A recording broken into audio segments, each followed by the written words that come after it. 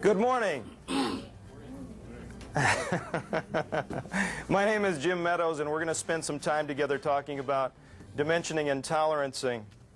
This is what I do. I travel around from state to state and company to company, and sometimes do these public workshops about dimensioning and tolerancing and related topics like measurement, inspection, and gauging, and functional gauge design, and things like that. I'm on about 8 or 9 of the ANSI and ISO committees. Those are the committees that write the standards for the United States and the other countries of the world. And specifically, what I'm most interested in are the standards on documentation of drawing practices, like dimensioning and tolerancing, and also measurement practices. I'm the chairman of the B89 Committee on Functional Gauges and Fixturing in the United States. So in our time together, if you have any questions about those particular related topics, I'll try and work them into the overall presentation. I got interested in this in the 1960s as a die maker. I was working in Detroit, which is where I was raised. Bob in the audience here was from the same neighborhood that I was from, and started at Chrysler Corporation, and eventually started looking at a lot of very complex die drawings. Some of these drawings were 20 pages long and twice as wide as this table is, and they were so full of blue lines they all looked blue. After about a day of studying these drawings, I'd go up and talk to the designer and ask him, say, Joe, I really have read all the way through this, this drawing, and certainly that full first page of notes that you had there, but why don't you just tell me what you really meant?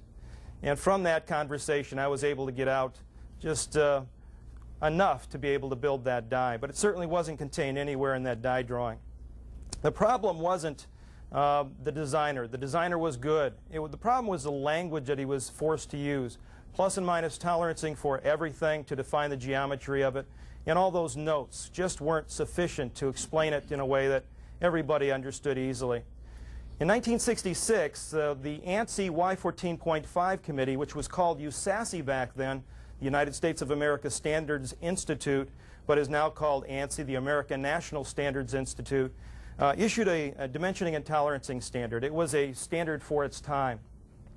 It was a compilation of about 3 different documents that we were using to be able to dimension and tolerance parts. So what they did was they got a bunch of people together and stuck them in a room, and they said, we want you to merge these 3 documents into something that's better. And that's exactly what they did. And eventually they came out with the first Y14.5 standard. It immediately began to be revised, and in 1973 a new standard was issued that was just a little bit better and a little bit more complete and maybe a little bit more understandable.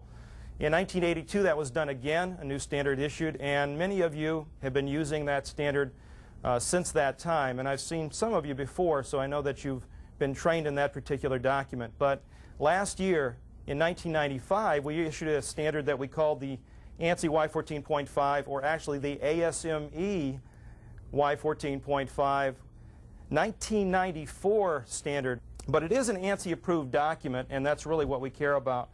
The United States has 1 vote in the International Standards Organization, and that is ANSI. So we care that this is an ANSI-approved document. There is only the one, so I hope that you like it, because it's not like you've got a fallback document on it. You either use it, and you've got some rule books, the rule book to go by, and consequently maybe your drawings are legally defensible. And that's what we shoot for in this realm of being able to turn out products for the public. We hope that the products we turn out are high quality and low cost, and that they don't hurt anybody. And that's what we hope the standard helps to do. You have a lesson plan in front of you and some materials that we'll be using during this particular workshop. The lesson plan goes day by day and also shows some pages in the textbook that we'll be referencing. I might not always reference that particular page, but later on, if you want to go back and take a look at that particular topic, you will find that the book is user-friendly and allows you to look up that topic again and be able to read it. And you'll find it as almost word for word, because the textbook was written around the lectures. That textbook in front of you, this textbook, is about 624 pages long, and it covers a lot more than we'll be able to cover in our time together. Some of you will be here for a couple of days, and others will be here for 4 days, but still, I do a lot of courses out of this book, so we won't be going exactly in order of the book. We will be going in order of the lesson plan, so you might want to watch that and keep up with us. In order to help us reinforce a lot of this material, we also have a workbook. This workbook is the blue covered book that you have in front of you. It might change color later on, but right now it's blue covered. And what we'll do with this is we'll try and, just go over very deeply some of the topics that we'll be talking about and make sure that you know how to use and apply this language. See, I really believe that this language is very logical, and I believe that the people in this room are capable of understanding this language rather easily because you're logical people. Otherwise, you probably wouldn't be in the jobs that you're in. You'd be, I don't know, poets or something. And the jobs that the people typically occupy who attend these workshops, generally they're able to pick up the thread of logic that runs through this language. And once you do that, the topic really is yours. I was not taught this in the way that I'm going to teach it to you. I was taught this as a bunch of unrelated rote memorization type things. Here's a symbol, here's its name, say its name, and go use it. I'm afraid it just doesn't work that easily. And so at first I thought maybe I just had no aptitude for it. But later on I realized that the logic that applied to the language had not been taught to me, and I kind of had to figure it out for myself.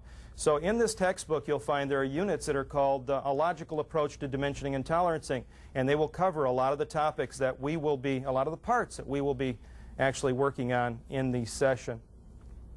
Well, that's probably enough about me. I need to know a little bit about you. I need to know who you are, mainly what you do for a living. I need to know whether or not you've been trained in this topic before. I have occasionally made the mistake of saying, has anyone ever taken a course before? And everybody raises their hand. And when I say on this topic, all the hands go down. So got to be very specific when I ask this question. Has anyone ever taken a course on this topic before? Okay. How many of you feel rather new to this particular topic? Okay. Feel free to ask any questions. For the microphone, I'm going to repeat your question as you ask it so that anyone watching the video afterwards will get a chance to know what your question is. But please ask the question as we go through. I remember when this stuff was hard, and to be honest with you, a lot of it still is undefined, and in the ANSI committees we're still trying to work a lot of this out. So the answer to your question may be that we just don't know the answer yet. And I think you should know that. I think you should know exactly what we've got figured out and what we don't have figured out, and consequently make it a little bit easier for you to know what the limitations of the documents that you're dealing with are. This standard is summarized in this textbook, but there are many other standards summarized in here as well. A lot of international documents, a lot of technical reports, a lot of standards on measurement and just studies on measurement that have been done are in this textbook. So I hope that you can get some use out of it.